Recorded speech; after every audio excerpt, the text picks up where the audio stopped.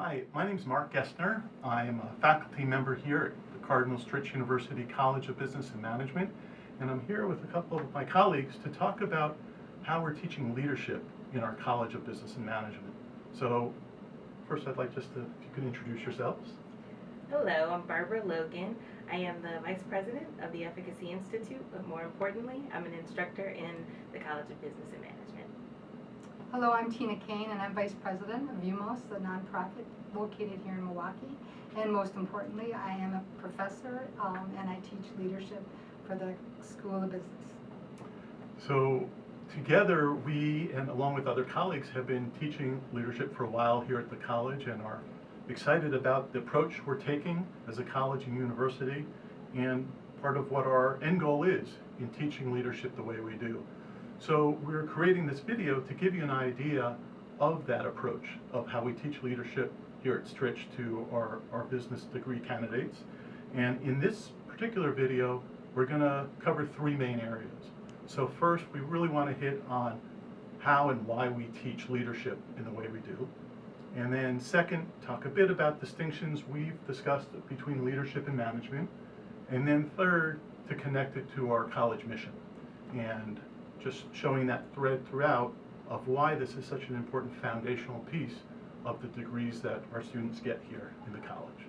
So with that, I want to start in and talk some about why we teach leadership in the way we do to business students. So if you wouldn't mind, Barbara, starting the discussion with that. So it's really interesting. Lots of people, as you all know, lots of people offer degrees and they offer opportunities to learn about business, but our approach is really unique in that we really want to make sure that people understand that leadership is not about getting people to do what you want. It's not about forcing people to agree with your agenda. Leadership is really about inspiring people, and that the way to really get to a place where you can do that effectively and efficiently and consistently is to do it from an understanding of who you are and what you value, who the organization is and what it values, as well as then understanding what the connection points are between those things and the people that you're working with to make something important happen. And so we have a very different approach in that the journey begins with an investigation of yourself and your values. It continues on to a place where after you've really had some time to explore who you are and how you came to be, then there's an opportunity to look beyond yourself at the others that you'd like to have join you, have them engage in that same journey, and then how to get the organization organized to do what it's ultimately about. There's a lot of conversation about vision and mission in the work as well. And I think once you really understand who you are, you begin to realize why you make the decisions you make, why you take the actions that you do. So why do you do what you do? And then why do others do what they do? So it broadens your horizons as well, gives you a better understanding of how to influence others by understanding yourself. Yeah, I think that piece of understanding yourself and laying the foundation for your decision making is so critical. And sometimes I think our business students and others say, do I really have to spend that much time on exploring my values and thinking so much about and writing so much about me? And yes is our answer. Absolutely. Because it's not something many people get to do, and because it does ultimately, we hope, guide your decision making throughout your career. If you don't spend some real substantive time up front, you know, it's easy to sort of set it aside and get distracted by all the things that come your way. But if you can have that firm foundation and really know, you have clarity around your values, your mission, your purpose, your vision, all of these things, that can be your guide and that can be your path. And as you were talking about, the decision making and actions, so that you always have that touchstone of going back and saying, you know what, here's what I really care about. Here's what matters to me. Here's what's going to drive me. And then I need to convey and communicate. And if I don't have clarity, then communicating is going to be awfully tough.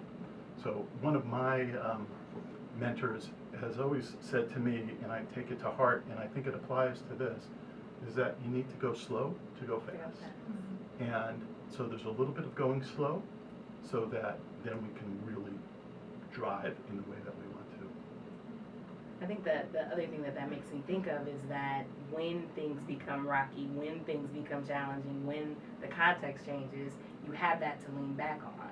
So I'm clear about who I am, and that helps me make the right decision even in a tough moment, where if you don't have that foundation, then you become rudderless. Yeah. So one of the things that we talk about too a lot, as we're talking about leadership formation and looking first at the self, then at systems and how we influence others, it's also distinguishing it between management. So leadership versus management, which is, it seems really a critical topic because you can easily confuse, and there's lots of overlap. But now if we can talk a little bit about that, maybe you can start by your. Yeah, your one of the thinking. first things we do in our class is we talk about the difference between management and leadership. It's real important. There's a very big distinction. With leadership, it's more about people. With management, it's more about things, systems and processes. So, and as we even look back at prior leadership studies, we used to look at leaders for what they did. And then we started to get smart and look at leaders for how they did it. But now, more importantly, we look at leaders and talk about why they did it. Why they did it kind of tells the whole story. But it's about people, it's about relationships. It's not about contracts. It's about, about the future, not about the now. It's more about leading the unknown versus the known. So the whole idea of really understanding yourself, understanding others is going to make you a valuable leader in that you can, really use the capacity of others to move forward. And that's what we need in this complex time. I love that thing you said at the end about using the capacity or leveraging assets that sometimes we talk about, of really understanding where people's skills are, where their strengths are, where their passion is, so that you can leverage that in the best of ways, so that you can build on their strong foundation and help energize them for the good of the organization or the path that folks are leading. I think that both of your comments are really well stated in that people do conflate them. They think that it's the same thing, and it's really the teasing out of that helps people understand that leadership is about really helping people understand who they are and who they could be, what the capacities are, and how those can be expanded, versus management being about the things that we've already said, the status quo, maintaining that, getting things done in those parameters.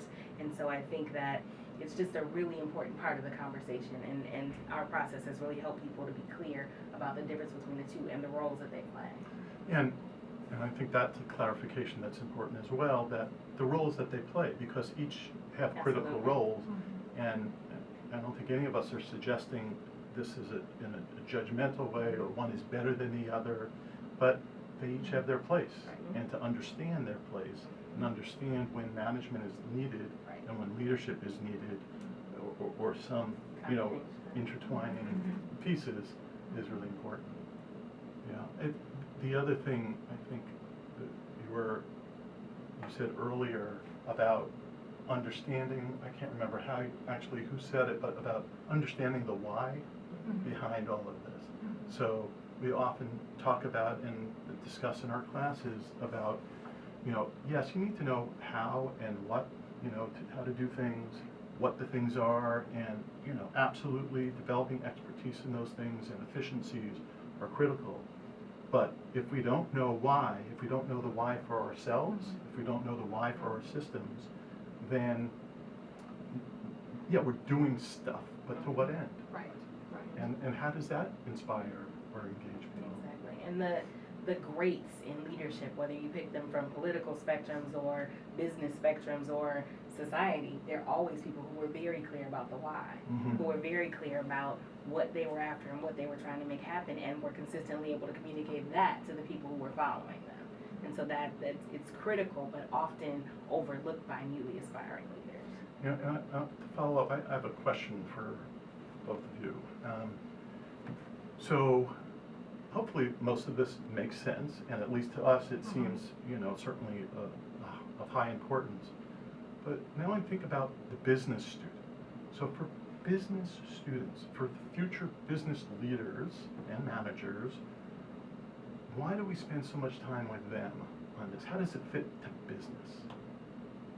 What do you talk about with students? I think there's a number of case studies, there's research out there Mhm. that shows that if you respect, communicate, and think about the other person's why they're doing what they're doing, Mhm.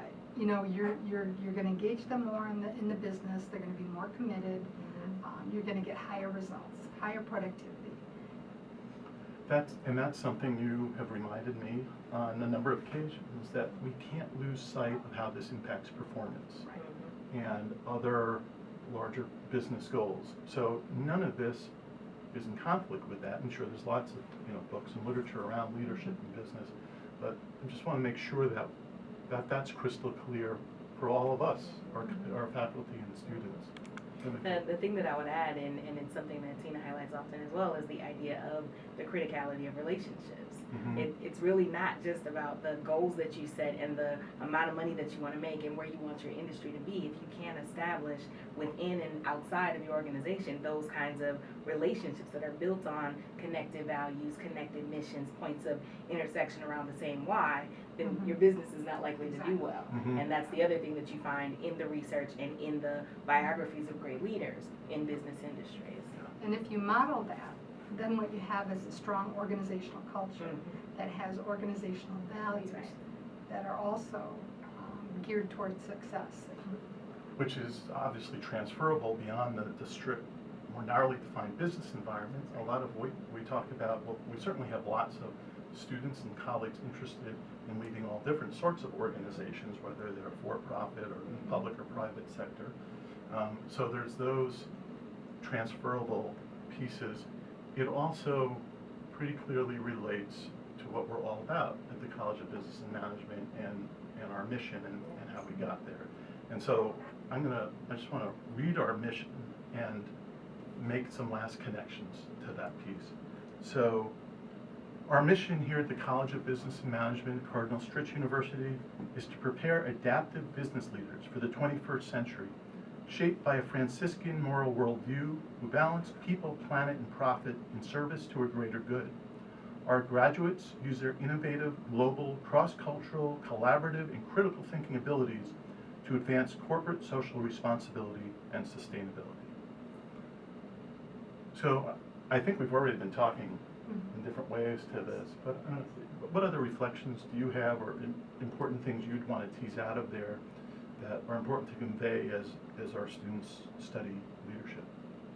I think the phrase we haven't used yet that is very clear in that statement is that this is about the triple bottom line. This is not just about an individual and organization. This is about creating the kind of organizations that are good for people inside the organization, people outside the organization. They're good for profit because, yes, ultimately we're not in business just to come together. We have to make profits. But it's also good for the planet, and in that, the earth itself, but also the people in the communities that live on the earth. This is about creating the kind of organizations that make things better in all three of those domains. I think the whole notion and the whole definition of success also, it helps us step back and think about what is success to me. Is it just making that money and getting that promotion? No, it's a little bit more than that. It's what I can do for others, how we can help others. And so as a company and a student moving into the company CEO chair, those decisions are also going to be, how can our company make a bigger difference in the community?